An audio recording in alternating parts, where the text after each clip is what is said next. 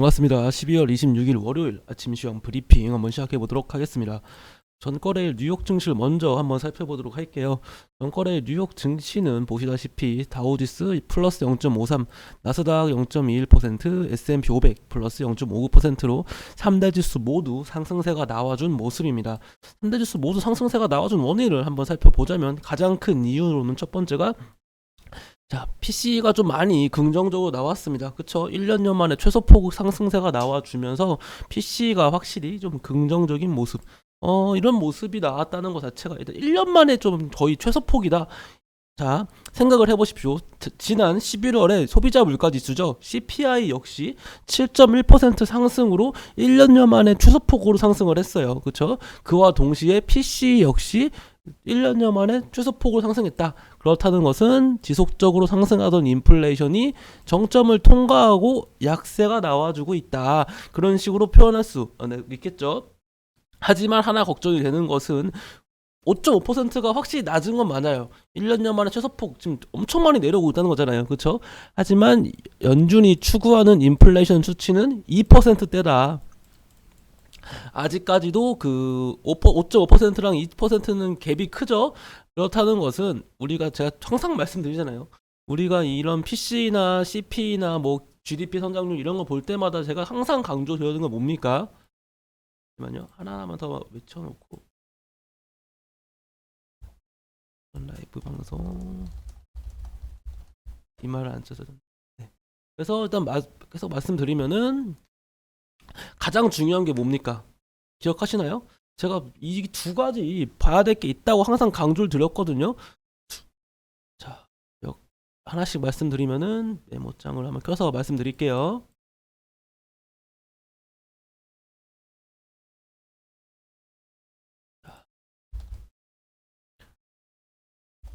금리 인상 속도 조절 시기가 첫 번째로 중요하다고 했어요. 기억하시죠? 금리 인상 속도 조절 시기. 두 번째는 금리 인하 시기. 우리가 일단 금리 인상 속도 조절 시기는 나왔죠, 이미. 피스텝을 단행했으니까요. 이거 자체가 금리 인상 속도를 조절했습니다. 그쵸? 4번 연속 자이언트 스텝을 했다가 갑자기 이제 비스텝을 단행했습니다. 그거 자체가 금리 인상 속도 조절 시기가 첫 번째로 중요했고, 그 다음으로는 금리 인상 속도 조절뿐만 아니라 금리 인하. 이제 계속해서 상승세가 나와주던 금리 인상이 줄어들고 다시 이제 금리를 낮춰가는 이 시기, 이 두 가지를 주목해 봐야 됩니다. 근데 현실적으로 금리 인하 시기는 어떨 거냐면요. 진짜 경제가 무너질 것 같고, 그리고 또 전반적으로 얘기를 들으면은 경제 무너지고 막 정말 죽을 것 같은 그런 상황까지 놓여야지 아마 금리 인하가 되지, 현재로서는 금리 인하 시기 좀 멀었습니다. 지속적으로 연준도 말하는 게 그 내용이잖아요. 뭐라 말하고 있나요, 연준이? 내년에 금리 인하 없을 것이다. 그쵸? 원래 지금 당초 예상, 시장에서 예상은 이제 내년 하반기부터는 이제 금리 인하가 좀 되겠지 생각했는데 그게 없다잖아요. 그쵸? 그런 거 생각해 본다면은 현재로서는 그 금리 인하 시기가 언제가 될지 모르겠으나 좀 주목은 해볼 필요가 있습니다. 아무튼 이와 같은 이슈 속에 증시가 좀 긍정적으로 나왔고, 유가가 좀 오르고 있습니다. 그쵸? 유가가 지속적으로 강세가 나와주고 있는데 일단 유가가 강세가 나와주는 것 자체가 첫 번째로 강세의 원인, 첫 번째로 사실 첫 번째가 끝이죠. 푸틴이 이제 러시아 쪽에서 원유를 추가적으로 감산할 가능성이 있다. 너네가 지속적으로 원유 상한제를 하면은 우린 감산을 할 거야. 이런 식으로 지금 맞불 정책을 하고 있단 말이에요. 그 결과 유가는 강세가 나와주고 있고, 천연가스는 일단 미국이 지금 영하 45도라고 합니다. 45도요. 영하 45도로 인해서 천연가스가 약 강세가 나와줄 수 있는데, 그래도 연말 연초는 그쵸?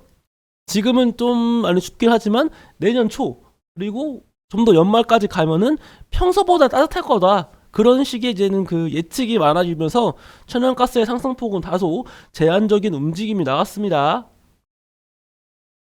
자, 그리고 이런 거, 뭐 성탄절에 또 종전을 언급했다, 푸틴이. 하지만 우크라이나가 협상을 거부했다는 얘기가 있는데, 솔직히 이런 얘기를 곧대로 믿기는 좀 어렵긴 해요. 기억하세요. 그쵸? 북한이 자주 하던 게 있어요. 화전장면 전술 혹시 기억하십니까?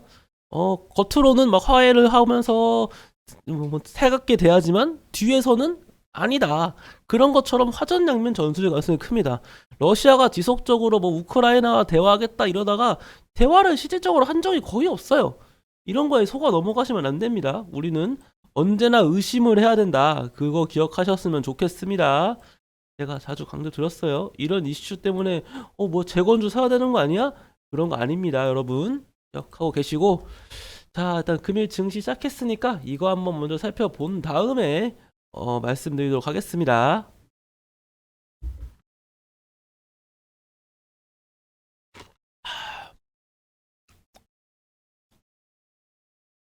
자, 오늘 증시 어떻게 움직일지 한번 살펴보도록 하겠습니다.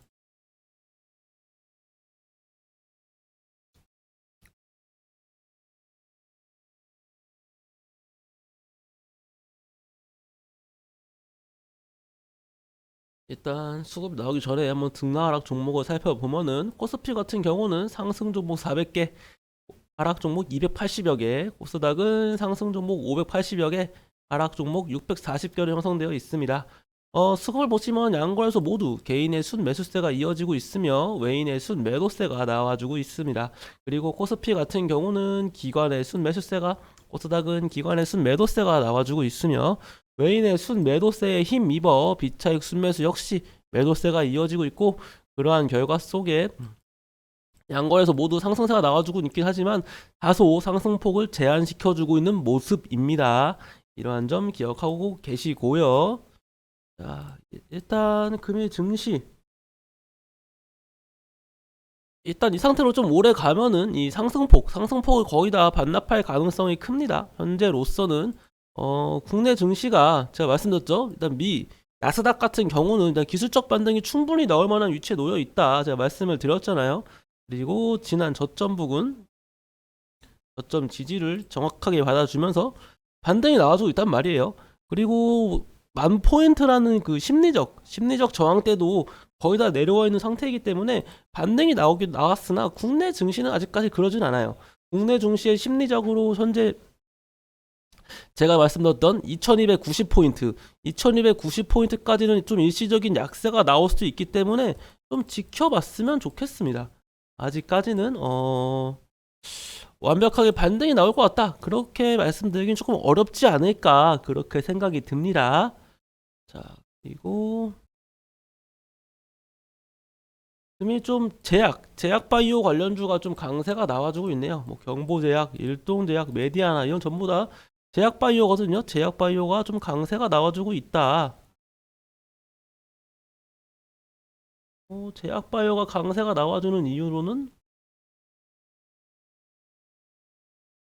아무래도 중국 코로나 관련 이슈 때문이겠죠. 중국 코로나 관련 이슈가 증시에 영향을 주는 것으로 판단이 되며, 하지만 제가 말씀드렸죠. 이미 코로나 관련주는 좀 크게 대시세가 나온 종목들이다. 대시세가 나온 만큼 다소 나중 가면은 좀 고점에서 물릴 수가 있고요. 일단 이 산소 포화도, 코로나 확산 중국에서 산소 포화도, 아이고, 저 산소 포화도 측정기를 판매한다. 이와 같은 이슈가 있습니다. 산소 포화도 측정기 관련 주로는 제가 여기 있죠. 메디아나를 비롯한 메가 CS, GU 메디칼 이러한 종목들, 특히 메디아나가 좀 크게 가고 있네요. 이러한 종목. 근데 이거 역시 코로나19 관련주로 묶이기 때문에 주의는 항상 하셔야 된다. 이렇게 말씀드릴 수 있겠습니다. 자, 그리고 일단 또 하나 봐드릴 만한 이슈가 대주주 양도세 관련 이슈가 아이고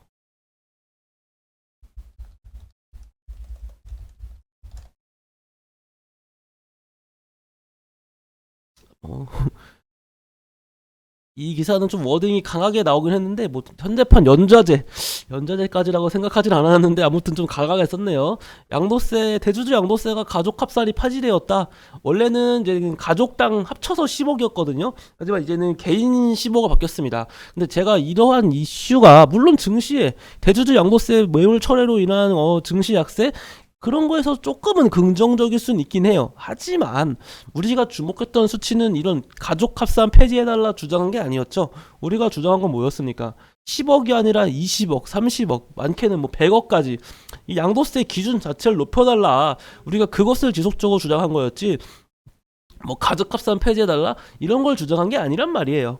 그렇다는 것은 지금 당장으로는 저 개인적으로는 증시에 긍정적인 영향을 조금 줄 수는 있어도 이거 가지고 막 확 바뀔 것이다 그렇게 보기는 힘들지 않을까 그렇게 생각을 하고 있습니다. 대주주 양도세 가족합산 폐지된다는 거 기억하고 계세요. 그리고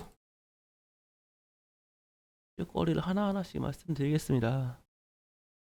다월 인베스트먼트가 강세가 나와주는 이유로는 이 인수합병, 그쵸? 이 우리금융이 다월 인베스트먼트 인수가 좀 유력하다.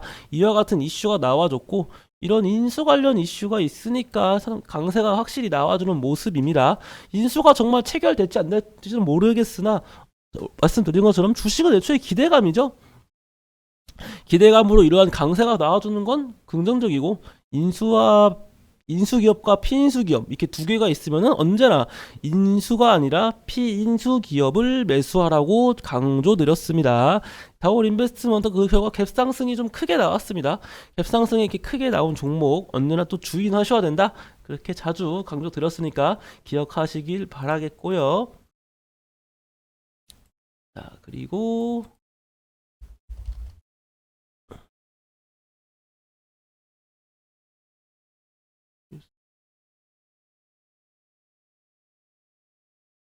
자, 극장가 휩쓴 아바타2 전작보다 빠르게 500만 명을 돌파했다. 뭐 이런 얘기가 있긴 합니다.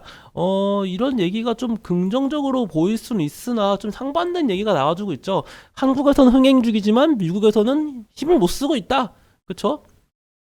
일단은 좀 엇갈리는 얘기예요. 우리나라 국내 기준으로는 전작보다 빠르게 가고 있는데 해외에서는 별거 없다. 이런 얘기가 나와주고 있잖아요. 자, 이 이유가 뭐겠습니까? 일단 아바타2라는 영화 자체가 해외에서는 그렇게 흥행한 영화가 아니에요. 국내에서는 정말 흥행을 많이 한 영화지만 해외에서는 흥행을 한 영화가 아니다. 그렇기 때문에 약간 이러한 우리나라 같은 경우는 와 아바타2라는 거에 대한 네임밸류가 있겠으나 실질적으로 해외에서는 그런 게 아니었다. 그렇게 말씀드릴 수 있겠습니다. 그 점 기억하시고요.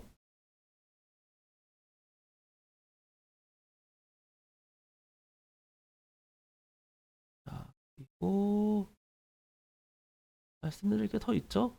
테슬라의 뭐 지속적인 약세, 뭐 테슬라 추락에 대해서는 일론 머스크가 별말을 하지 않았어요. 그렇죠? 테슬라 추락 관련 일론 머스크가 별말 하지 않았다. 뭐 빚내서 투자하지 마라. 이걸로 그냥 끝났고 추가적인 뭐 워딩을 하지 않았단 말이에요. 테슬라는 일단 현재 가격적인 메리트가 있는 구간이긴 합니다. 고점 대비 낙폭도 크고 가격적으로 충분히 메리트가 있는 구간이지만 일단은 한 차례 좀 약간 반등세가 좀 나와주고 매수를 해야겠죠. 이미 지속적인 약세가 이어지고 있다 보니 테슬라를 매수하실 분들은 지금이 아니라 어느 정도 좀 상승 랠리가 좀 나와준 다음에 저점이 잡힌 다음에 매수하시는 것을 좀 추천드리도록 하겠습니다. 테슬라 지금 매수하기는 좀 일러요. 자, 그리고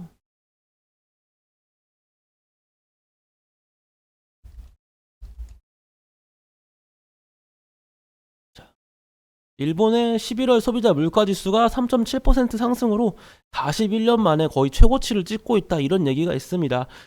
이러한 일본의 CPI 상승률 지금 전 세계 나라가 슬슬 금리를 인상시킴으로써 인플레이션에 대한 우려가 줄어들고 있는데 일본만 지금 저희 제로금리, 마이너스 금리 지속적으로 유지했단 말이에요. 그 결과 지금 이렇게 CPI가 상승세가 나와주고 있다.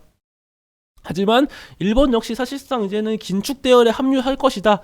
이번에 장기 금리 인상 가능성을 높이면서 일본도 이제 긴축 대열에 이제 합류하는 거 아니냐 이런 이슈가 있기 때문에 좀 더 주목해 볼 만한 이긴 해요. 조금 더 주목해 볼 만하다. 이렇게 말씀드릴 수 있겠고.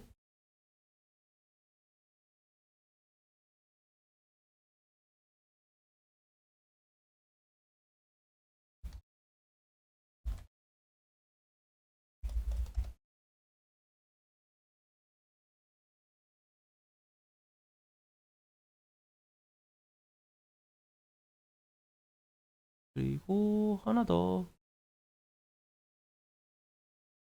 기사 찾기가 쉽지 않네요.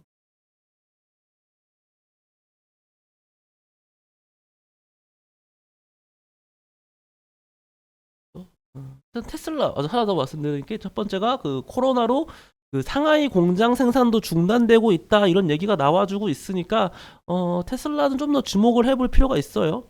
현재로서는 안 좋은 얘기가 지속적으로 나오고 있으니까 좀 반등이 나와주기는 조금 더 시간이 필요하다고 생각합니다. 확실히 저점이 잡힌 다음에 좀 매수하시는 것을 좀 좀 주목할 필요가 있어요. 이러한 만약에 테슬라 주가가 계속해서 우하향이 나와주고 있는 상황이면은 그쵸 이런 식의 조건가 되어 있다. 그러면 뭐 이때 사고 할 수는 없잖아요. 그러니까 이 하락세를 멈추고 그쵸 이런 식으로 하락세를 멈추고 차트를 이렇게 박스권으로 돌린 다음에 상승세 이해하시 편하죠? 주가 약세가 나와주는 것은 박스권을 형성하고 상승세가 나와준다. 한 번에 팍 나오는 것도 있긴 한데 우리가 뭐 그러한 모습을 좀 기대하기 현실적으로 어려우니까요. 적어도 박스권을 좀 유지해 준 다음에 매수하시는 것을 좀 권유드리도록 하겠습니다.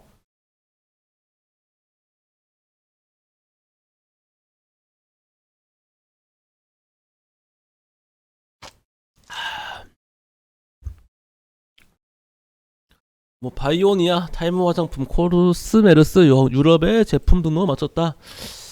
바이오니아 그 결과 오늘 좀 갭상승이 좀 나다가 쭉 밀려온 모습이네요. 바이오니아가 옛날에 이것도 정말 주가의 상승세 보시면은 그쵸 지속적인 큰 강세가 한 차례 나왔던 종목입니다. 이것도 큰 상승폭이 나왔다가 지금 계속 밀렸죠. 거의 어떠한 종목도 다 비슷해요. 사실상 이러한 흐름 나와주는 게 뭐 이뿐이 있겠습니까? 뭐 한국 BNC랑 좀 비슷한 차트긴 하네요. 그쵸? 한국 BNC도 큰 폭의 상승세가 나와줬다가 쭉 밀렸거든요. 바이오니아는 한국 BNC만큼은 아니지만 어쨌거나 좀 밀리는 모습이다. 그렇게 말씀을 드릴 수 있겠고 금일 역시 증시의 약세가 이어지고 있죠. 아무래도 이번 주 화요일까지는 좀 약세가 이어질 가능성이 큽니다. 그러한 점 기억해 주십시오. 이번 주 화요일까지는 증시의 약세가 나와줄 것이다. 뭐 화요일 이후로도 나올 수가 있긴 한데 아마도 일단 이번 주 화요일까지는 최소 못해도 지속적인 약세가 나와주지 않을까 그렇게 생각이 됩니다. 일단 하나 좀 의아한 것은 개인의 순매수세가 이어지고 있네요. 저는 좀 개인의 순매도세가 좀 나올 것이라 판단을 했거든요. 연말 대주주 양도세 관련 이슈로 그쵸? 개인의 매도세가 좀 나와줄 것이라 예측을 했는데 말씀드리자마자 개인의 매도세가 좀 나와주고 있네요. 그쵸? 현재로서는 이 개인의 매도세를 좀 피하기 쉽지 않을 것이다. 이렇게 말씀드릴 수 있겠습니다.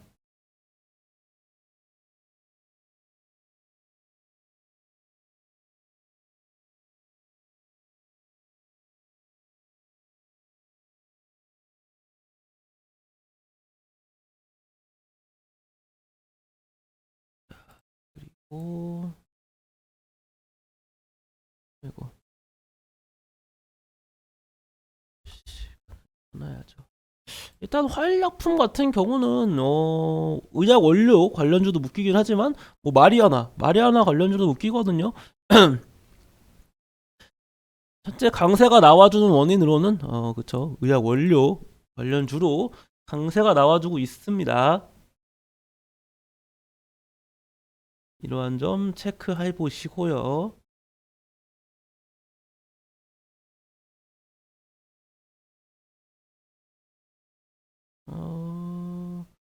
일단 조금 더 주목해 볼 거는 일단 27일 내일이죠. 내일 강세가 주목해 볼 만한 이슈는 미국의 주택 가격 지수가 예고되어 있고 이런 주택 관련 어떻게 형성되어 있나 좀 주목해 볼 만한 있죠. 할 만한 가치가 있습니다. 우리가 이제 또 경기 침체냐 아니냐 이런 걸 판단할 때 주택 가격 지수가 참 중요한 역할을 한다고 했습니다. 한번 정도 주목해 보시고요. 그리고 28일 날 잠정 미국 주택 판매 지수가 있습니다. 이건 잠정이기 때문에 좀 더 미래를 예측할 가능성이 커요. 그렇기 때문에 앞으로를 좀 예측한다 생각해 보시고 28일 날은 잠정 미국 판매 뉴스를 체크해 보시고 29일 날에는 뭐 주간 신규 실업수당 청구 건수 발표가 있습니다. 일단은 뭐 이런 실업수당 청구 건수, 주간 실업수당 청구 건수는 좀 등하락폭이 커요. 그래서 뭐 크게 의미가 없다 그렇게 판단하는 전문가님들도 많기 때문에 이러한 점은 그냥 단순 한번 눈여겨만 보세요. 이거에 대해서 뭐 크게 신경 쓰지 마시고 한번 눈여겨만 봐라 이렇게 말씀드릴 수 있겠고, 마지막으로 30일 날은 이제 한국 증시가 휴장입니다. 휴장인 만큼 하루 쉬어간다는 거, 연말이라서 하루 휴장이다. 그거 하나 기억해 줬으면 좋겠습니다. 엘컴텍 같은 경우는 다들 아시다시피 금 관련주죠. 금 관련 가장 그 대표적인 종목이 엘컴텍이기 때문에 금 관련주인 엘컴텍이 강세가 나와준 원인이 뭐가 있겠습니까? 당연하죠. 인플레이션이 고점 신호가 끝났다. 인플레이션이 그쵸? 고점 시그널이 나오고 지금 내려오고 있단 말이에요. 그렇다는 것은 지속적으로 달러화의 약세? 달러화의 약세 이유가 뭡니까? 그쵸? 금리 인상 속도가 점점 줄어들 것이다. 인플레이션이 정점 통과를 했는데 지속적으로 금리 인상을 하되 또 자이언트 스텝을 하겠습니까? 뭘 하겠습니까? 그쵸? 해봐야 비스텝이란 말이에요. 그리고 베이비 스텝에 대한 기대감 0.25%죠. 베이비 스텝에 대한 기대감도 있기 때문에 그러한 것을 고려한다면은 더 이상 이제 금리가 안 오르겠네. 금리가 올라도 다소 제한적으로 오르겠네. 금리가 올라야 원달러 환율, 그쵸? 달러와의 강세가 나와주고 금의 가격이 하락하는데, 자, 금하고 달러는 서로 상반된 개념이에요. 달러가 오르면 금이 하락하고 달러가 하락하면은 금이 오르는 구조입니다. 그러한 구조이기 때문에 어제 달러가 약세가 나와줄 가능성이 크지 않습니까? 그렇기 때문에 금의 가격이 상승할 것이다. 이러한 예측이 나와주고 있는 것이고, 그래가지고 엘컴텍의 강세가 나와주고 있다. 그렇게 말씀드릴 수 있겠습니다.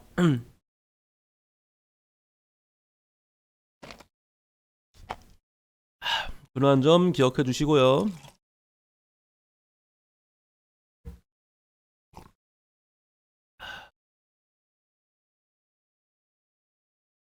자, 그 다음으로 봐야 될 거.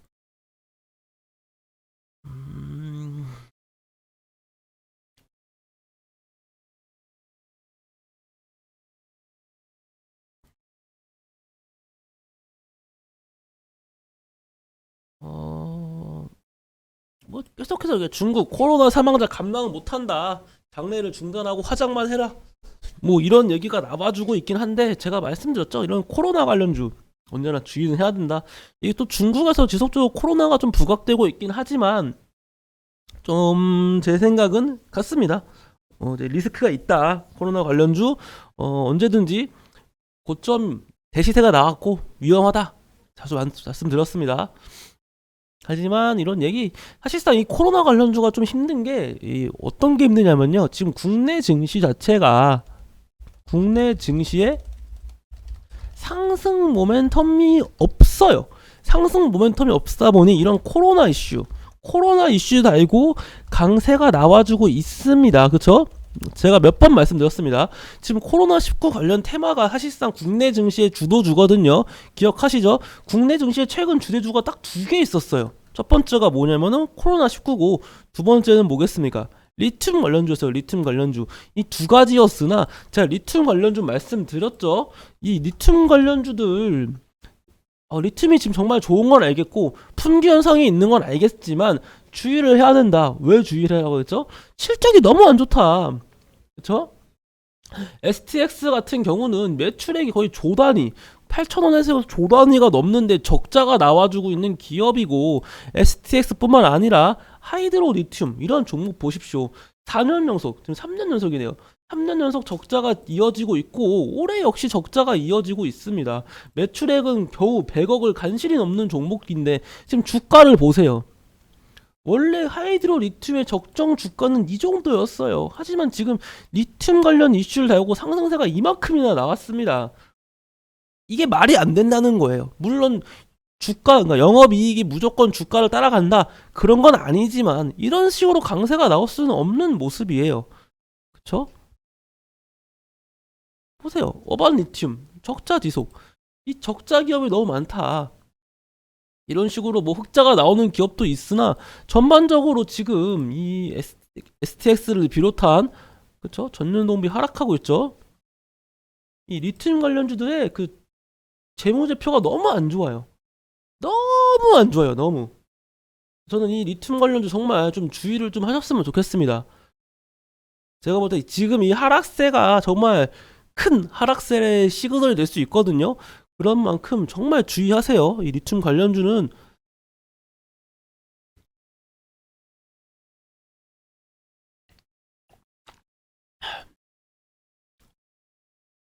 주의를 하셔야 된다, 그렇게 말씀드릴 수 있겠고.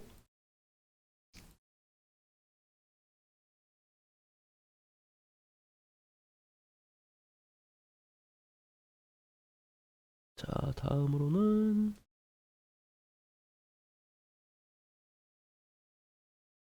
일단은 현재 뭐 그렇다 할 이슈거리는 다소 없는 모습이네요.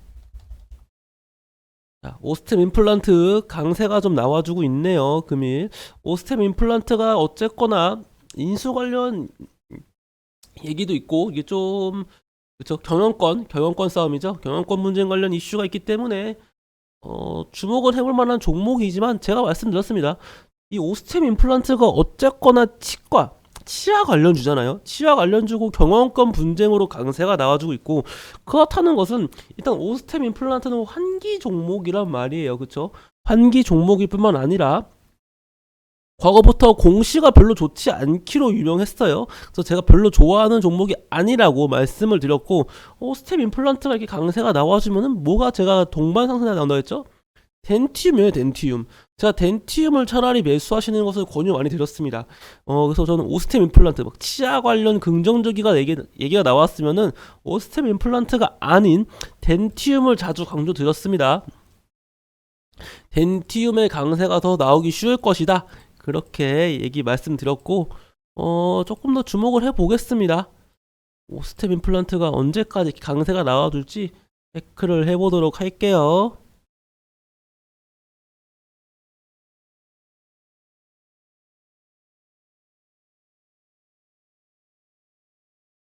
제주은행 같은 경우는 지속적으로 낙폭과대가 커지고 있죠. 일단 이 낙폭과대를 줄이고 반등, 다시금 재차 반등이 나오려면은 수급이 좀 들어와야 돼요. 저점이라는 인식 속에 이 외인 혹은 기관의 매수세가 들어오면서 약세가 나온 주가를 박스를 그리면서, 박스가 거의 기본입니다. 박스권을 좀 그려내면서 상단에 있는 5일 평균선을 끌어내려와야 됩니다. 지금 5일 평균선과의 갭 차이가 너무 크죠. 주가는 9,580원인데 지금 5일 평균선은 11,500원대. 그쵸? 거의 2,000원 차이가 나고 있습니다. 지금 5일 평균선하고 너무 갭 차이가 큽니다. 지금으로서는. 상단에 있는 5일 평균선을 끌어내려야 된다, 그렇게 말씀드릴 수 있겠습니다.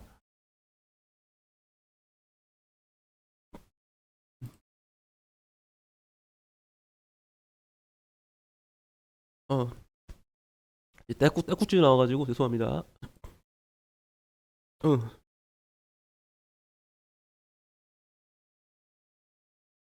자, 그리고 실시간 급등 종목을 조금 더 보겠습니다. 여전히 그 바이오 관련주,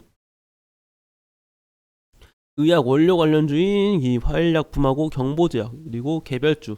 사실상 이 개별주의주의 강세가 지속적으로 이어지고 있습니다. 우리는 금일 증시가 워낙 개별주 위주로의 강세가 강하다. 이 경남제약 같은 경우도 그렇죠. 이런 개별주, 바이오 관련주와 함께 개별주 위주의 강세 랠리.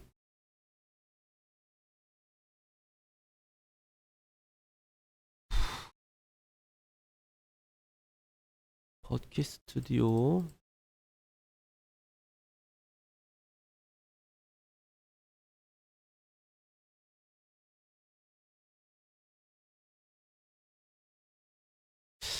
언제나 제약바이오 주의 하셔야 됩니다. 그쵸? 제약바이오는 언제나 좀 주의를 해야 된다. 또 금일 증시가 좀 약세가 나와주고 있죠. 약세가 나와주고 있다는 점에서 더더욱이나 주의를 하셔야 돼요. 현재로서는 제가 말씀드린 것 약간 이런 거였어요. 증시의 상승세가 다소 제한적일 겁니다. 적어도 내일까지는 다소 제한적인 모습이 이어질 것 같으니 투자에 좀 주의를 하셔야 된다. 그렇게 말씀드릴 수 있겠습니다. 그리고 지금 강세가 나와주는 종목들 전부 다 아니죠. 거의 다 바이오 관련주가 있겠다 보니 이런 등하락이 상당히 클 거거든요. 등하락이 상당히 클 것으로 예측되는 만큼 투자에 더더욱 주의하셔야 돼요. 현재로서는 이번 주 증시가 좀 어려운 증시가 나오지 않을까. 이번 시장 쉽지 않아요.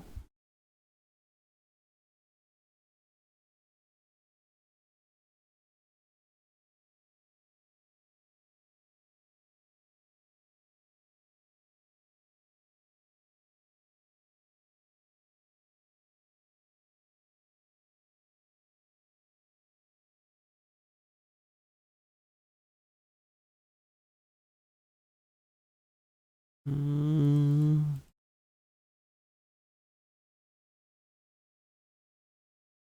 그 밖에 뭐 딱히 이슈거리 자체가 현재 또 전무하네요. 이 연말이라 그런지 딱히 뭐 이슈거리가 있는 모습은 아닙니다. 제가 뭐 것에 대한 설명을 해드리기도 애매한 게 뭐 전부 다 정말 개인주. 미스터 블루는 뭐 잘 가네요. 그쵸? 웹툰 관련주 중에서 유독 혼자 이렇게 강세가 좀 나와주고 있는 모습입니다. 미스터 블루, 솔트룩스.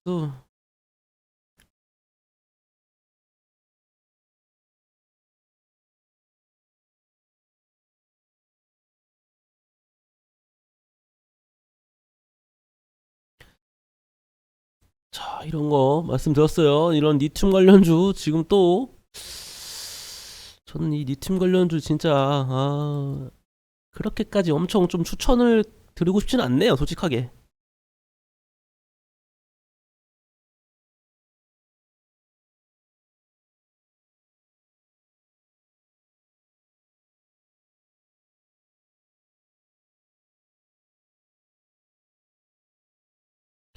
현재로서는 뭐 이슈거리가 너무 부재하다. 그리고 너무 개별주의주의 강세가 이어지고 있고,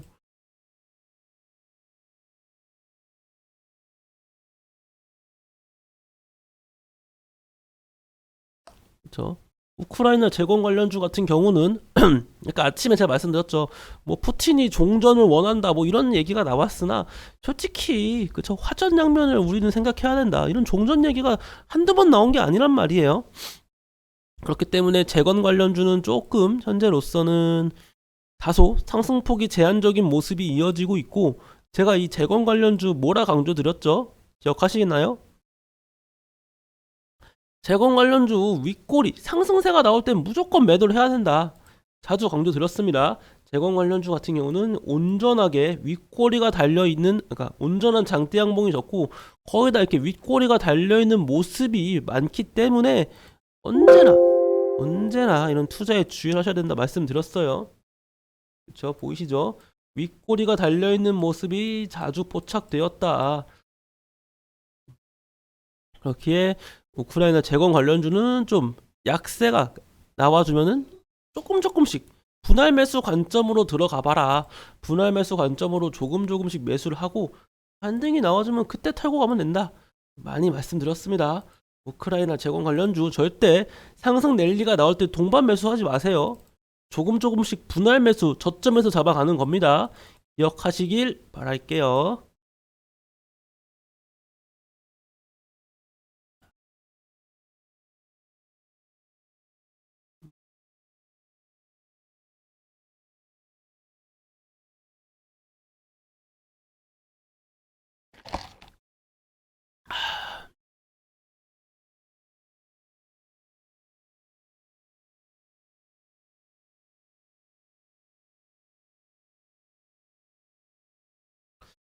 사마 알루미늄이 좀 큰 폭으로 밀리고 있는 모습입니다. 근데 이런 사마 알루미늄,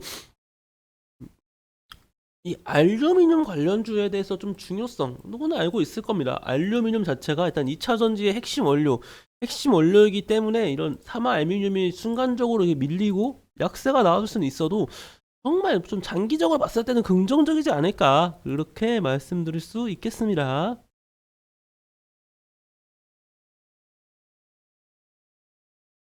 역시 LNF 10억 불 탑 수상, 대구 수출 사상 최대다. LNF가 테슬라 관련주로 묶일 수밖에 없는 종목이라서, 그렇죠? 최근 테슬라의 주가 약세와 함께 동반 약세가 나와주고 있단 말입니다. 그렇죠? 그리고 지난 저점인 17만 4천 원,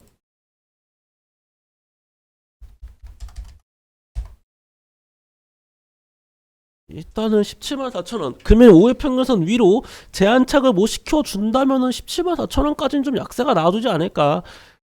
그리고 이제 17만 4천 원 부근에서 조금씩 분할 매수 관점으로 들어가 보시면 돼요. 이런 종목들. 테슬라가 주구장창 약세가 나와줄 거라 생각하지 않잖아요, 다들. 그쵸? 테슬라가 강세가 좀 나와주면은 이 LNF의 재차 반등이 나올 가능성이 크다, 그렇게 말씀드릴 수 있겠습니다.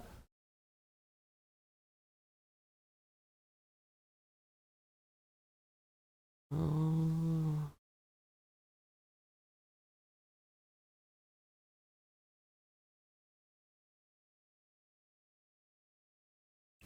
자, 매각설 접고 CIS 인수한 SFA 2차전지 유럽 진출에 나선다.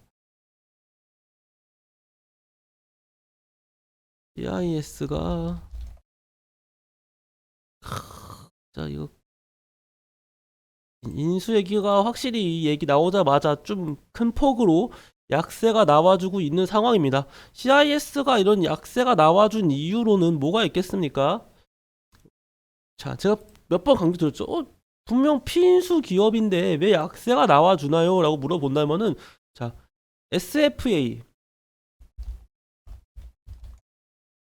SFA라는 종목이 시가총액이 약 1조가 간신히 넘는 종목이고, CIS는 6,300억으로 이렇게 약세가 나와주는데도 불구하고 꽤 얼마 차이가 안 나죠. 그리고 이런 CIS에 대한 매각 이슈로 인해서 가장 먼저 인수 후보로 떠올랐던 건 첫 번째가 LG 에너지 솔루션이었어요. 왜냐면은 CIS,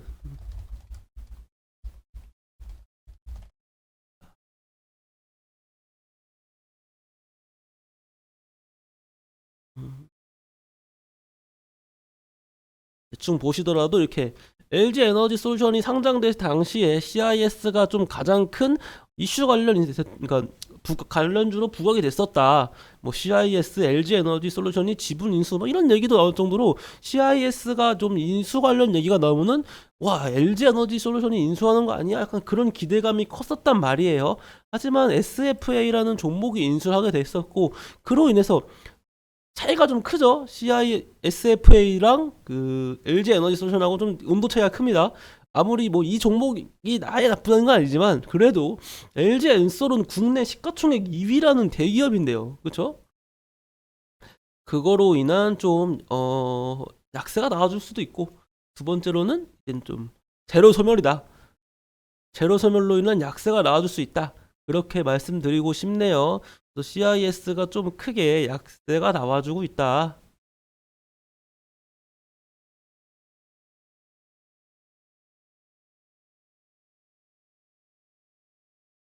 투자 설명서를 받아간 거에서는 그 LX 그룹 등 대기업과 많다. 그래서 이런 마지막까지 확실한 인수 의지를 보이지 않았고, SFA가 뭐 4천억에 달하는 뭐 현금 자산이 많다. 그래서 뭐 결국 SFA의 손으로 들어간 모습입니다. 아무튼 이러한 모습 속에 CIS가 좀 큰 폭으로 약세가 나와주고 있는 상황입니다. 자, 마지막으로 좀 증시 움직임 마지막 한번 살펴보시고 이제 오전 방송은 마치도록 하겠습니다. 금일 증시 좀 위아래로 좀 혼조세 양상이 이어지고 있네요. 그쵸? 위아래로 크게 요동치면서 혼조세 양상이 이어지고 있고, 수급을 보시더라도 뭐 개인의 계속해서 매도세가 나와주고 있고요. 코스피에서의 메인도 매도세가 이어지고 있다. 기관의 순매수세가 이어지고 있는 상황입니다. 그리고 원달러 환율 역시 좀 더 밀리고 있는 상황이고, 원달러 환율이 조금 더 밀리고 있는 만큼, 그쵸? 좀 증시의 반등이 좀 나와줬으면은 좋겠습니다. 제가 준비한 내용은 여기서 마치겠고, 저는 일단 창 마감한 다음에 다시 한번 마감 시장 브리핑으로 찾아뵙도록 하겠습니다. 감사합니다.